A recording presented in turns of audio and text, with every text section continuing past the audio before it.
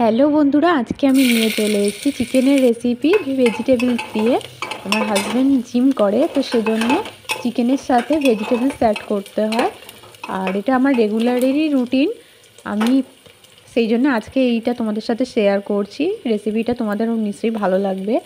আগে কুকারের মধ্যে তেল দিয়ে তার মধ্যে পেঁয়াজের কুচি দিয়ে ভালোভাবে নাড়িয়ে নিয়েছি। তারপর তার মধ্যে দিয়ে দিলাম একটু ক্যাপসিকাম কুচি, সেটাকেও ভালোভাবে নাড়িয়ে নিচ্ছি। তোমরা চাইলে কড়াইতেও করতে পারো।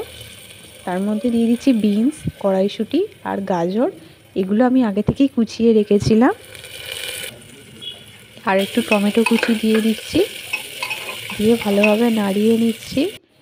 নিয়ে এর মধ্যে দিয়ে দিচ্ছি বাঁধাকপি কুচি আর আদা রসুনের পেস্ট। দেখো, আদা রসুনের পেস্টটা দিয়ে ভালোভাবে নাড়িয়ে নিচ্ছি।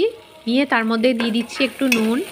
ভালোভাবে নাড়িয়ে নিয়ে দিয়ে দেব হলুদ, লঙ্কার গুঁড়ো। তোমরা চাইলে এখানে কাঁচা লঙ্কা অ্যাড করতে পারো, আমি গুঁড়ো লঙ্কা দিয়ে দেখিয়েছি এতে।